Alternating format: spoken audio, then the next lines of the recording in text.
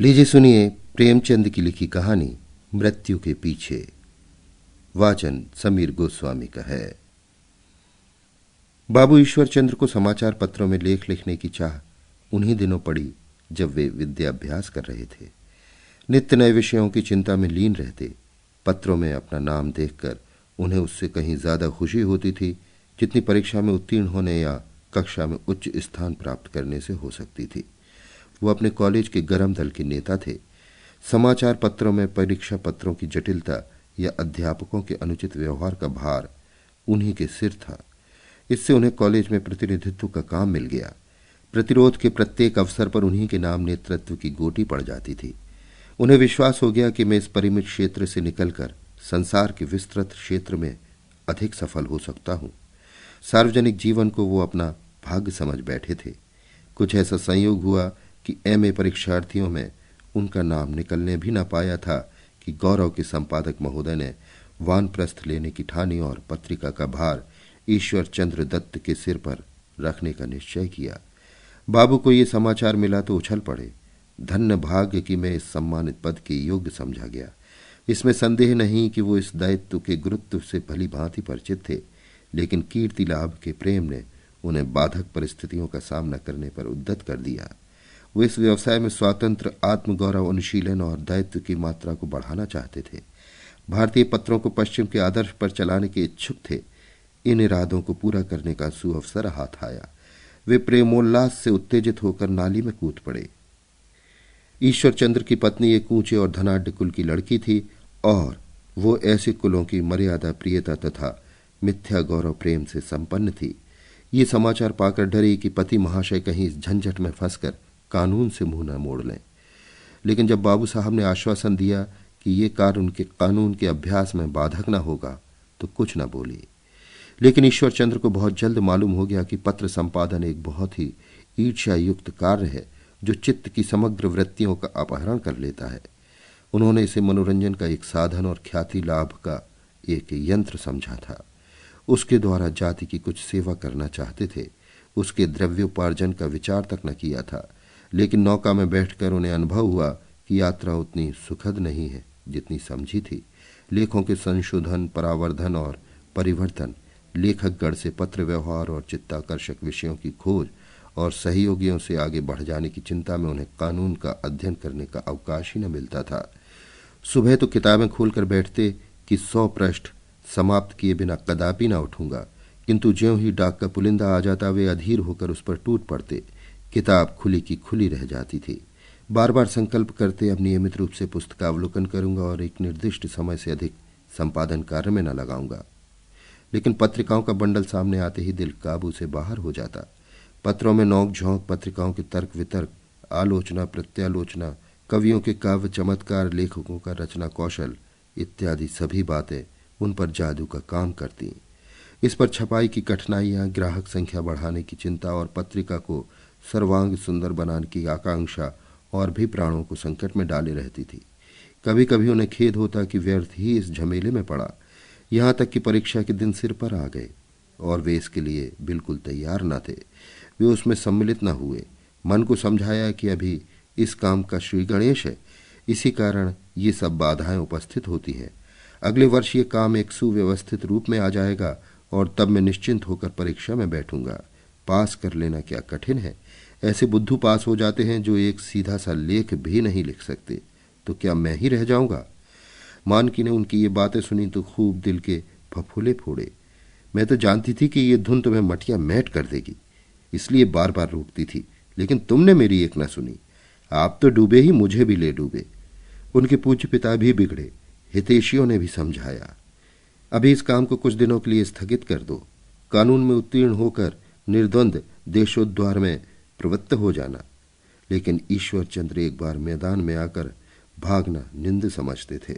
हाँ, उन्होंने दृढ़ प्रतिज्ञा की, दूसरे साल परीक्षा के लिए तन मन से तैयारी करूंगा। अतः नए वर्ष के पदार्पण करते ही उन्होंने कानून की पुस्तकें संग्रह की, पाठ्यक्रम निश्चित किया, रोज नामचा लिखने लगे और बहानेबाज चित्त को चारों ओर से जकड़ा। मगर चटपटे पदार्थों का आस्वादन करने के बाद सरल भोजन कब रुचिकर होता है। कानून में वे घाते कहाँ, वो उन्माद कहाँ, वे चोटें कहाँ, वो उत्तेजना कहाँ, वो हलचल कहाँ। बाबू साहब अब नित्य एक खोई हुई दशा में रहते। जब तक अपनी इच्छानुकूल काम करते थे, 24 घंटे में घंटे 2 घंटे कानून भी देख लिया करते थे। इस नशे ने मानसिक शक्तियों को शिथिल कर दिया। स्नायु निर्जीव हो गए। उन्हें ज्ञात होने लगा कि अब मैं कानून के प्रति लायक नहीं रहा, और इस ज्ञान ने कानून के प्रति उदासीनता का रूप धारण किया। मन में संतोष वृत्ति का प्रादुर्भाव हुआ। प्रारब्ध और पूर्व संस्कार के सिद्धांतों की शरण लेने लगे। एक दिन मानकी ने कहा, यह क्या बात है? क्या कानून से फिर जी उचाट हुआ? ईश्वर चंद्र ने दुस्साहसपूर्ण भाव से उत्तर दिया, हां भाई, मेरा जी उससे भागता है। मानकी ने व्यंग से कहा, बहुत कठिन है। ईश्वर चंद्र, कठिन नहीं है, और कठिन भी होता तो मैं उससे डरने वाला न था। लेकिन मुझे वकालत का पेशा ही पतित प्रतीत होता है। जो जो वकीलों की आंतरिक दशा का ज्ञान होता है, मुझे उस पेशे से घृणा होती जाती है। इसी शहर में सैकड़ों वकील और बैरिस्टर पड़े हुए हैं, लेकिन एक व्यक्ति भी ऐसा नहीं जिसके हृदय में दया हो, जो स्वार्थपरता के हाथों बिक न गया हो। छल और धूर्तता इस पेशे का मूल तत्व है। इसके बिना किसी तरह निर्वाह नहीं। अगर कोई महाशय जातीय आंदोलन में शरीक भी होते हैं तो स्वार्थ सिद्धि करने के लिए, अपना ढोल पीटने के लिए। हम लोगों का समय समग्र जीवन वासना भक्ति पर अर्पित हो जाता है। दुर्भाग्य से हमारे देश का शिक्षित समुदाय इसी दरगाह पर मुजावर होता जाता है, और यही कारण है कि हमारी जातीय संस्थाओं की श्री वृद्धि नहीं होती। जिस काम में हमारा दिल ना हो, हम केवल ख्याति और स्वार्थ लाभ के लिए उसके कर्णधार बने हुए हों, वो कभी नहीं हो सकता। वर्तमान सामाजिक व्यवस्था का न्याय है जिसने इस पेशे को इतना उच्च स्थान प्रदान कर दिया है। ये विदेशी सभ्यता का निकृष्टतम स्वरूप है कि देश का बुद्धिबल स्वयं धनोपार्जन न करके दूसरों की पैदा की हुई दौलत पर चयन करे।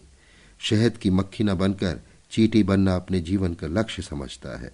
मानकी चिढ़कर बोली, पहले तो तुम वकीलों की इतनी निंदा न करते थे। ईश्वर चंद्र ने उत्तर दिया, तब अनुभव न था, बाहरी टीम टाम ने वशीकरण कर दिया था। मानकी, क्या जाने तुम्हें पत्रों से क्यों इतना प्रेम है। मैं तो जिसे देखती हूं अपनी कठिनाइयों का रोना रोते हुए पाती हूं। कोई अपने ग्राहकों से नए ग्राहक बनाने का अनुरोध करता है, कोई चंदा न वसूल होने की शिकायत करता है। बता दो, कोई उच्च शिक्षा प्राप्त मनुष्य कभी इस पेशे में आया है? जिसे कुछ नहीं सोचती, जिसके पास ना कोई सनद हो ना कोई डिग्री, वही पत्र निकाल बैठता है और भूखों मरने की अपेक्षा रूखी रोटियों पर ही संतोष करता है। लोग विलायत जाते हैं, वहां कोई पढ़ता है डॉक्टरी, कोई इंजीनियरिंग, कोई सिविल सर्विस, लेकिन आज तक न सुना कि कोई एडिटरी का काम सीखने गया। क्यों सीखे? किसी को क्या पड़ी है कि जीवन की महत्वाकांक्षाओं को खाक में मिलाकर त्याग और विराग में उम्र काटे। हाँ, जिनको सनक सवार हो गई है उनकी बात निराली है। ईश्वर चंद्र, जीवन का उद्देश्य केवल धन संचय करना ही नहीं है। मानकी, अभी तुमने वकीलों की निंदा करते हुए कहा, ये लोग दूसरों की कमाई खाकर मोटे होते हैं। पत्र चलाने वाले भी तो दूसरों की ही कमाई खाते हैं। ईश्वर चंद्र ने बगले झांकते हुए कहा, हम लोग दूसरों की कमाई खाते हैं तो दूसरे पर जान भी देते हैं, वकीलों की भांति किसी को लूटते नहीं। मानकी, ये तुम्हारी हठ धर्मी है। वकील भी तो अपने वो वकीलों के लिए जान लड़ा देते हैं। उनकी कमाई भी उतनी ही है जितनी पत्र वालों की। अंतर केवल इतना है कि एक की कमाई पहाड़ी सोता है, दूसरी की बरसाती नाला। एक में नित्य जल प्रवाह होता है, दूसरे में नित्य धूल उड़ा करती है। बहुत हुआ तो बरसात में घड़ी 2 घड़ी के लिए पानी आ गया। ईश्वर चंद्र, पहले तो मैं यही मानता कि वकीलों की कमाई हलाल है, और ये मान भी लूं तो ये किसी तरह नहीं मान सकता कि सभी वकील फूलों की सेज पर सोते हैं। अपना अपना भाग्य सभी जगह है। कितने ही वकील हैं जो झूठी गवाहियां देकर पेट पालते हैं। इस देश में समाचार पत्रों का प्रचार अभी बहुत कम है। इसी कारण पत्र संचालकों की आर्थिक दशा अच्छी नहीं है। यूरोप और अमेरिका में पत्र चलाकर लोग करोड़पति हो गए हैं। इस समय संसार के सभी समुन्नत देशों के सूत्रधार या तो समाचार पत्रों के संपादक और लेखक हैं या पत्रों के स्वामी। कितने ही अरबपति हैं जिन्होंने अपनी संपत्ति की नींव पत्रों पर ही खड़ी की थी। ईश्वर चंद्र सिद्ध करना चाहते थे कि धन, ख्याति और सम्मान प्राप्त करने का पत्र संचालन से उत्तम और कोई साधन नहीं है। और सबसे बड़ी बात तो यह है कि इस जीवन में सत्य और न्याय की रक्षा करने के सच्चे अवसर मिलते हैं। परंतु मानकी पर इस वक्तृता का जरा भी असर न हुआ। स्थूल दृष्टि को दूर की चीजें साफ नहीं दिखती। मानकी के सामने सफल संपादक का कोई उदाहरण न था। 16 वर्ष गुजर गए। ईश्वर चंद्र ने संपादकीय जगत में खूब नाम पैदा किया। जातीय आंदोलनों में अग्रसर हुए, पुस्तकें लिखी, एक दैनिक पत्र निकाला, अधिकारियों के भी सम्मान पात्र हुए। बड़ा लड़का बीए में जा पहुंचा, छोटे लड़के नीचे के दर्जों में थे। एक लड़की का विवाह भी एक धन संपन्न कुल में किया है। विदित यही होता था कि उनका जीवन बड़ा ही सुखमय है, मगर उनकी आर्थिक दशा अब भी संतोषजनक न थी। खर्च आमदनी से बढ़ा हुआ था। घर की कई हजार की जायदाद हाथ से निकल गई। इस पर बैंक का कुछ न कुछ देना सिर पर सवार रहता था। बाजार में भी उनकी साख न थी। कभी कभी तो यहां तक नौबत आ जाती कि उन्हें बाजार का रास्ता छोड़ना पड़ता। अब वो अक्सर अपनी अवस्था की अदूरदर्शिता पर अफसोस करते। जातीय सेवा का भाव अब भी उनके हृदय में तरंगे मारता था, लेकिन वो देखते थे कि काम तो मैं तय करता हूं और यश वकीलों और सेठों के हिस्से में आ जाता है। उनकी गिनती अब भी छुटभइयों में थी। यद्यपि सारा नगर जानता था कि यहाँ के सार्वजनिक जीवन के प्राण वही हैं, पर यह भाव कभी व्यक्त न होता था। इन्हीं कारणों से ईश्वर चंद्र को संपादन कार्य से अरुचि होती थी। दिनों दिन उत्साह क्षीण होता जाता था, लेकिन इस जाल से निकलने का कोई उपाय न सूझता था। उनकी रचना में सजीवता न थी, न लेखनी में शक्ति। उनके पत्र और पत्रिका दोनों ही से उदासीनता का भाव झलकता था। उन्होंने सारा भार सहायकों पर छोड़ दिया था। खुद बहुत कम काम करते थे। हाँ, दोनों पत्रों की जड़ जम चुकी थी, इसलिए ग्राहक संख्या कम न होने पाती थी।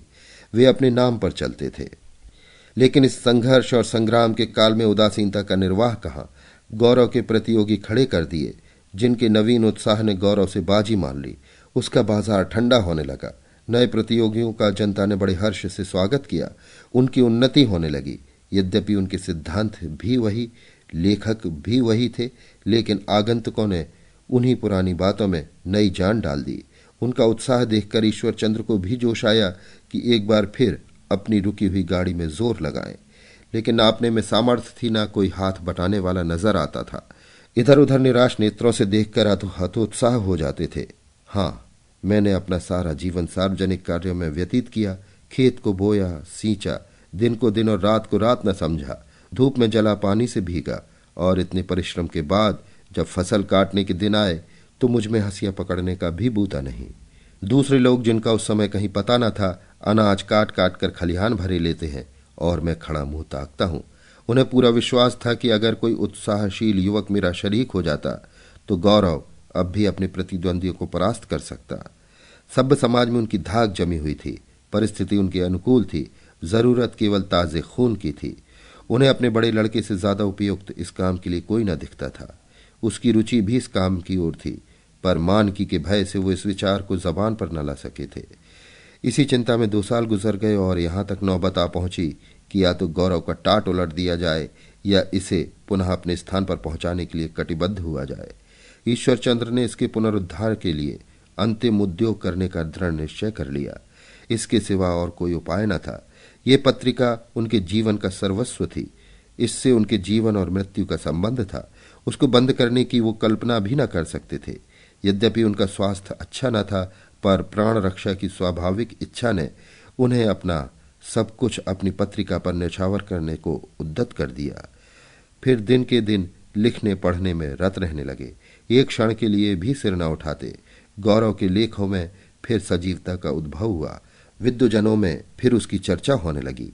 सहयोगियों ने फिर उसके लेखों को उद्यत करना शुरू किया। पत्रिकाओं में फिर उसकी प्रशंसा सूचक आलोचनाएं निकलने लगी। पुराने उस्ताद की ललकार फिर अखाड़े में गूंजने लगी। लेकिन पत्रिका के पुनः संस्कार के साथ उनका शरीर और भी जर्जर होने लगा। हृदय रोग के लक्षण दिखाई देने लगे। रक्त की न्यूनता से मुख पर पीलापन छा गया।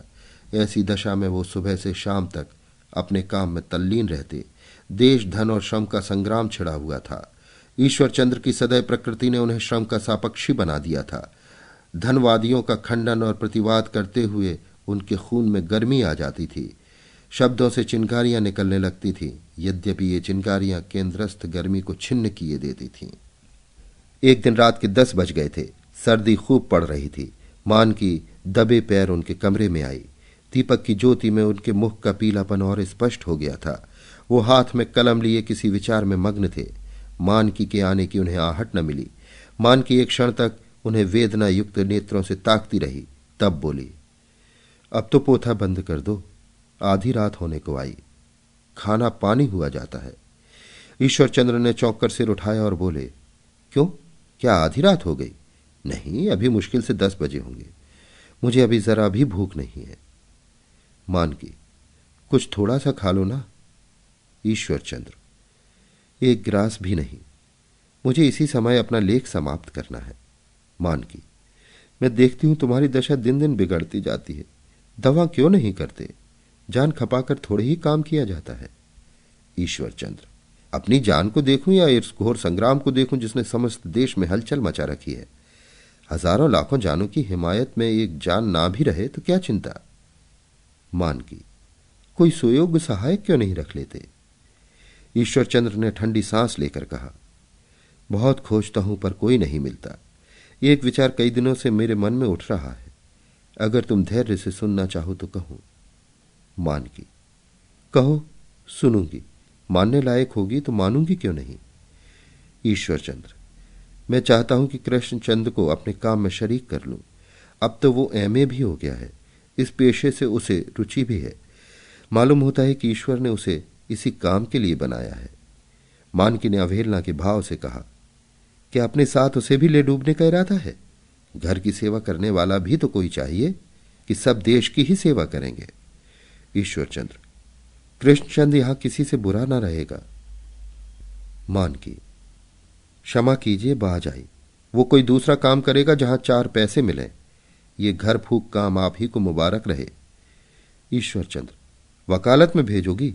पर देख लेना पछताना पड़ेगा। कृष्णचंद्र उस पेशे के लिए सर्वथा अयोग्य है।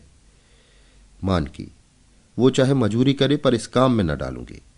ईश्वरचंद्र, तुमने मुझे देखकर समझ लिया कि इस काम में घाटा ही घाटा है। पर इसी देश में ऐसे भाग्यवान लोग मौजूद हैं जो पत्रों की बदौलत धन और कीर्ति से मालामाल हो रहे हैं। मानकी, इस काम में तो अगर कंचन भी बरसे तो मैं उसे ना आने दो। सारा जीवन वैराग्य में कट गया, अब कुछ भोग भी करना चाहती हूं। ये जाति का सच्चा सेवक अंत को जातीय कष्टों के साथ रोग के कष्टों को ना सह सका। इस वार्तालाप के बाद मुश्किल से 9 महीने गुजरे थे कि ईश्वरचंद्र ने संसार से प्रस्थान किया। उनका सारा जीवन सत्य के पोषण, न्याय की रक्षा और प्रजा कष्टों के विरोध में कटा था। अपने सिद्धांतों के पालन में उन्हें कितनी ही बार अधिकारियों की तीव्र दृष्टि का भाजन बनना पड़ा था, पर उन्होंने अपनी आत्मा का कभी हनन नहीं किया। आत्मा के गौरव के सामने धन को कुछ न समझा। इस शोक समाचार के फैलते ही सारे शहर में कोहराम मच गया। बाजार बंद हो गए, शोक के जलसे होने लगे। सहयोगी पत्रों ने प्रतिद्वंदिता के भाव को त्याग दिया। चारों ओर से एक ध्वनि आती थी कि देश से एक स्वतंत्र, सत्यवादी और विचारशील संपादक तथा एक निर्भीक, त्यागी देशभक्त उठ गया और उसका स्थान चिरकाल तक खाली रहेगा। ईश्वरचंद्र इतने बहुजन प्रिय हैं, इसका उनके घर वालों को ध्यान भी न था। उनका शव निकला तो सारा शहर गण्य अगण्य अर्थी के साथ था। उनके स्मारक बनने लगे, कहीं छात्रवृत्तियां दी गईं, कहीं उनके चित्र बनवाए गए। पर सबसे अधिक महत्वशील वो मूर्ति थी जो श्रमजीवियों की ओर से प्रतिष्ठित हुई थी। मानकी को अपने पतिदेव का लोक सम्मान देखकर सुखमय कुतूहल होता था। उसे अब खेद होता था कि मैंने उनके दिव्य गुणों को न पहचाना, उनके पवित्र भावों और उच्च विचारों की कद्र न की। सारा नगर उनके लिए शोक मना रहा है। उनकी लेखनी ने अवश्य इनके ऐसे उपकार किए हैं जिन्हें ये भूल नहीं सकते, और मैं अंत तक उनका मार्ग कंटक बनी रही। सदैव तृष्णा के वश उनका दिल दुखाती रही।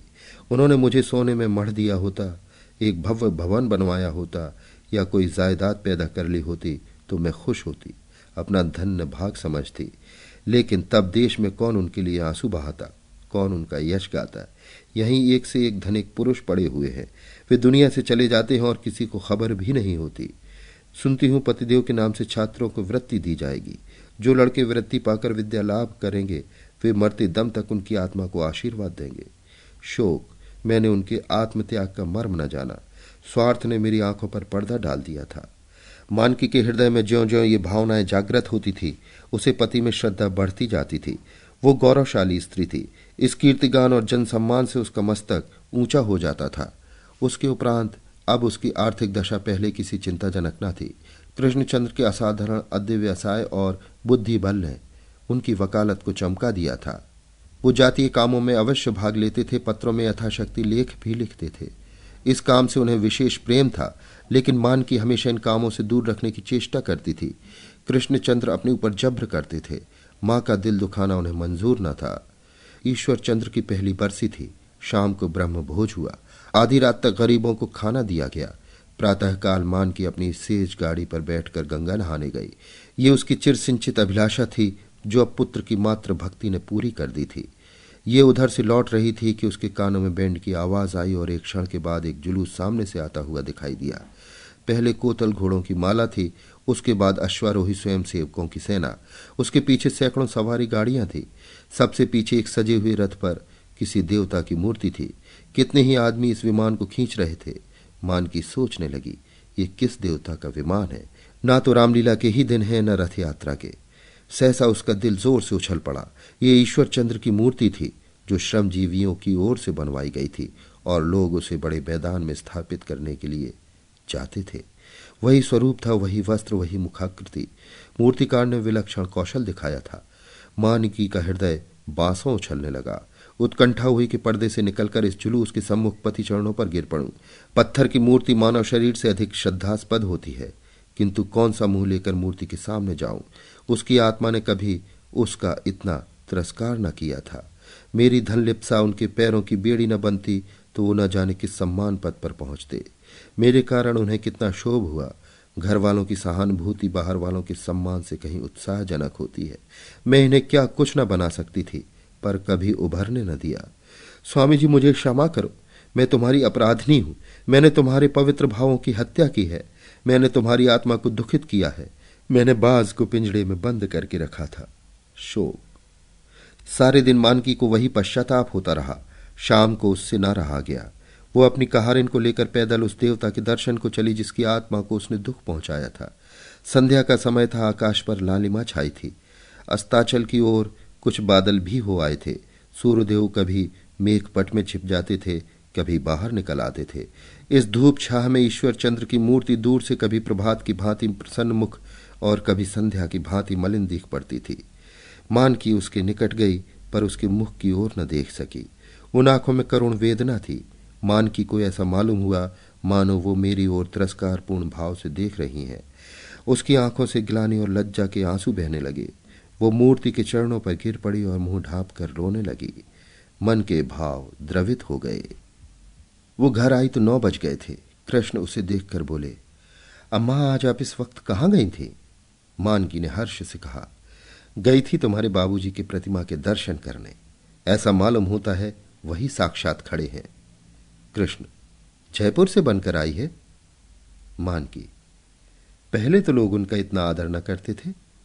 कृष्ण, उनका सारा जीवन सत्य और न्याय की वकालत में गुजरा है। मानकी, लेकिन उन्होंने वकालत कब की? कृष्ण, हां, ये वकालत नहीं की जो मैं और मेरे हजारों भाई कर रहे हैं, जिससे न्याय और धर्म का खून हो रहा है। उनकी वकालत उच्च कोटि की थी। मानकी, अगर ऐसा है तो तुम भी वही वकालत क्यों नहीं करते? कृष्ण, बहुत कठिन है।